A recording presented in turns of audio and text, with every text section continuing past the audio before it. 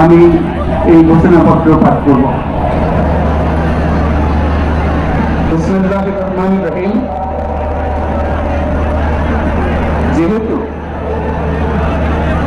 উপনিবেশবিরোধী লড়াইয়ের সুদীর্ঘকালের ধারাবাহিকতায় এই ভূখণ্ডের মানুষ দীর্ঘ 23 বছর পাকিস্তানের স্বৈর শাসকদের বঞ্চনা ও শোষণের বিরুদ্ধে রুখে দাঁড়িয়েছিল এবং নির্বিচার গণহত্যার বিরুদ্ধে গণপ্রতিরোধ গড়ে 1971 সালে 26 মার্চ স্বাধীনতা ঘোষণা করে রক্তক্ষয়ী মুক্তিযুদ্ধের মাধ্যমে জাতীয় মুক্তির লক্ষ্যে বাংলাদেশ রাষ্ট্র প্রতিষ্ঠা করেছিল।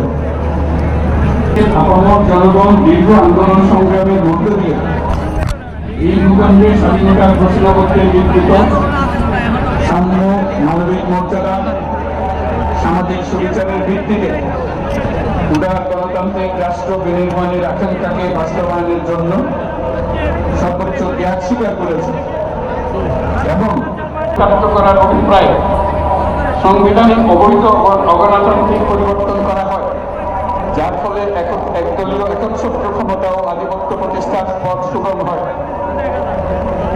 এবং যেহেতু শেখ হাসিনার আওয়ামী লীগ সরকারের দুঃশাসন, গুম খুন, আইন বহির্ভূত হত্যাকাণ্ড, মত প্রকাশের স্বাধীনতা হরণ এবং একদলীয় স্বার্থে সংবিধান সংশোধন ও পরিবর্তন বাংলাদেশের সকল রাষ্ট্রীয় সাংবিধানিক প্রতিষ্ঠানসমূহকে ধ্বংস করে।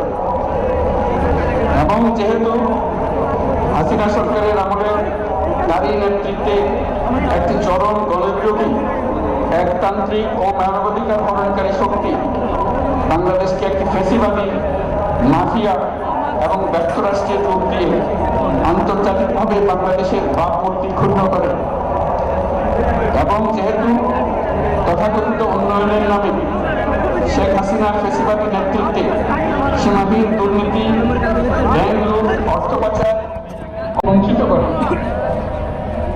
যেহেতু আওয়ামী লীগ আমলে ভিন্ন মতের রাজনৈতিক নেতাকর্মী, শিক্ষার্থী, তরুণদের নিষ্ঠুরভাবে নির্যাতন করা হয় এবং সরকারি চাকরিতে একচেটিয়া দলীয় নিয়োগ এবং কোটাভিত্তিক বৈষম্যের কারণে ছাত্র, চাকরি প্রার্থী, নাগরিকদের মধ্যে চরম ক্ষোভের জন্ম হয়।